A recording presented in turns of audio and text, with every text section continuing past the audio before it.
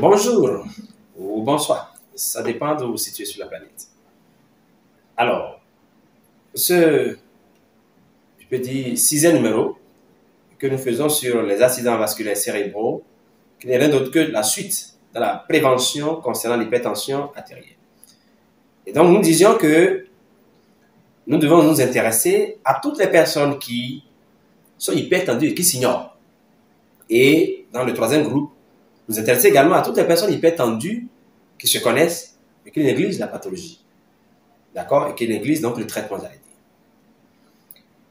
Dans le premier groupe de personnes, n'est-ce pas, qui sont hypertendues, qui s'ignorent, ce qu'il faut faire dans le cadre de la prévention préprimaire pour les accidents vasculaires cérébraux, c'est d'aller vers des démarches qui permettent un diagnostic anticipé. Et je me réjouis, et je joins ma voix à celle d'un de mes maîtres, je préfère taire le nom, qui récemment, à l'occasion de la journée, n'est-ce pas, donc, internationale pour les accidents vasculaires cérébraux, a donné de la voix. Il a fait cette proposition. Il a dit qu'il a toujours dit, et il faudra que le ministère de la Santé prenne la mesure de la chose. Il dit qu'il a toujours proposé que l'on couple le dépistage, l'on couple, n'est-ce pas, aux campagnes de vaccination, les séances de dépistage, n'est-ce pas, pour l'hypertension artérielle. Et nous, au niveau de l'APEC, l'Association panafricaine pour l'éveil des consciences, nous disons que nous partageons largement cette proposition. Mais qu'en plus, on peut s'organiser au niveau des collectivités locales, au niveau des communes, et faire en sorte, n'est-ce pas, ne serait-ce que de façon mensuelle, n'est-ce pas, ouvrir des stands, faire des campagnes de dépistage, n'est-ce pas, pour l'hypertension artérielle au niveau des collectivités locales. Cela est un bon outil d'implication et d'intégration, n'est-ce pas, de l'autorité locale, déjà dans le bien-être de la population dont elle a la charge. C'est simple pour le faire. De façon mensuelle, bien sûr, de façon imbriquée, avec un minimum d'entente avec les mairies, d'accord, on ouvre des stands. Des stands, d'accord, avec le personnel qui soit déployé sur place, d'accord, pour le diagnostic de l'hypertension artérielle, il n'y a pas besoin de grand-chose. C'est l'appareil à tension. D'accord? On met les gens dans les conditions au repos minimum, d'accord, tel que c'est connu. Ils sont au repos, au calme, et après on prend la tension artérielle. D'accord? Et donc sous supervision peut-être d'un médecin ou du cardiologue, selon donc les régions dans lesquelles ça va s'animer.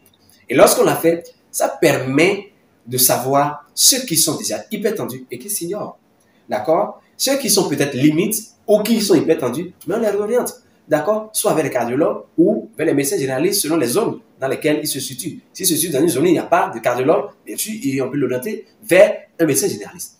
Ça, c'est de la stratégie avancée qui est utile pour diagnostiquer, d'accord, de façon précoce l'hypertension artérielle et ne pas attendre seulement que, n'est-ce pas, la maladie s'installe avant de commencer par courir. Parce que nous autres, lorsque les complications sont là, nous sommes là pour la prise en charge. Mais la question que nous devons nous poser également en tant que techniciens, en tant que praticiens, c'est que faisons-nous à suffisance pour que les populations ne puissent plus faire ce type de complications? Est-ce que nous sommes suffisamment actifs dans les schémas de prévention afin de leur permettre de ne pas découvrir seulement l'hypertension artérielle à l'occasion de complications et donc parfois sont difficiles, très difficiles à gérer? Voilà ce que nous proposons et c'est également ça la stratégie de réalisation et de développement intégré. On implique les collectivités locales, on implique la coordination, n'est-ce pas, départementale au niveau du ministère de la Santé, on implique toutes les structures et, n'est-ce pas, on implique la population, mais dans un souci de prévention. Ils n'ont rien à payer. Il faut juste qu'ils passent du matin jusqu'au soir, chacun vient, on le met dans la condition, on fait le diagnostic et on classifie. Vous, on est sûr que vous n'êtes pas hypertendu. Vous, c'est un peu limite. Il faut que vous allez voir un cardiologue, vous êtes fait une MAPA. Et vous êtes hypertendu, c'est sûr. Mais vous revenez encore dans 2 jours et le diagnostic est fait. C'est utile. Couplé à ce que notre maître a proposé, il faut coupler l'hypertension aux campagnes de dépistage. Dans le troisième groupe, c'est que faisons-nous pour ceux qui sont déjà hypertendus, mais qui bien souvent négligent le traitement. Et ça, ce dont nous parlons, il s'agit de ce que nous vivons. Lorsque moi, je vais donner les avis en tant que neurologue, quand je prends les dossiers, il y a une phrase qui vient souvent et que je relève. Moi, j'en parle souvent au collège. Je dis, au niveau des antécédents, vous allez voir hypertendu, d'accord, chronique, hypertendu, mal suivi. hypertendu négligé, hypertendu. Je dis, mais lorsque vous constatez ça et que notre action s'arrête là, c'est nous qui ne faisons pas suffisamment notre travail. Qu'est-ce qui fait que cette population ou cette personne, n'est-ce pas, néglige le traitement alors qu'il a été diagnostiqué hypertendu? La réponse se situe à plusieurs niveaux. Et c'est là également les stratégies de développement de l'alimentation intégrée.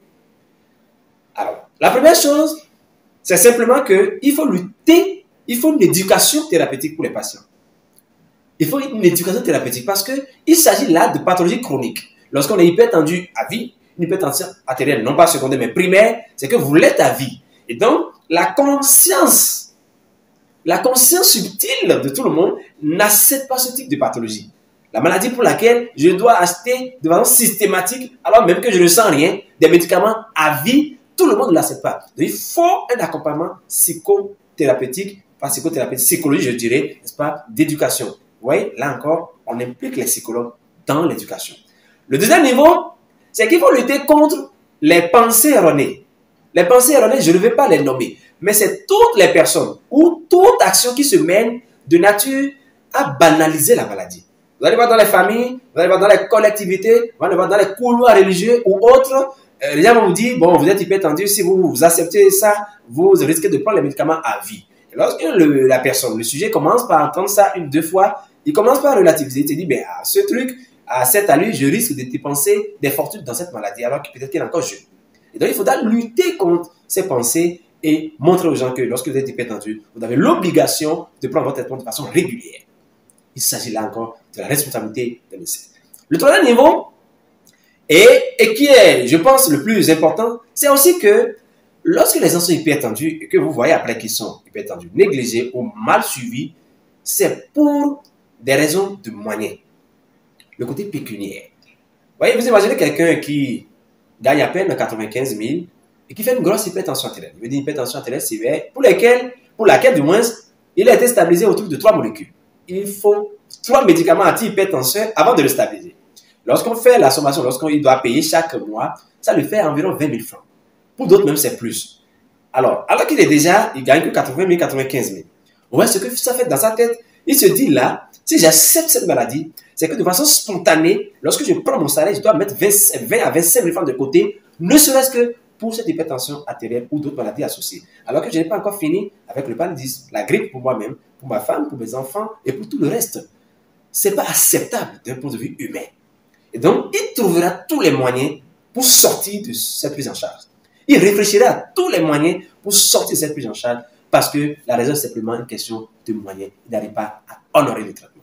Et c'est là encore l'association panafricaine pour les des causes. Nous proposons, dans une dynamique de prise en charge intégrée, disons, ce que le gouvernement peut faire, et là nous le disons avec solennité, avec gravité, c'est qu'il faut, de la même façon que nous avons pensé une politique intégrée au niveau de la zone industrielle de Glodigué, il faut que l'État prenne sur lui de passer à une production locale, industrielle, minimale de ces médicaments qui sont des produits d'usage.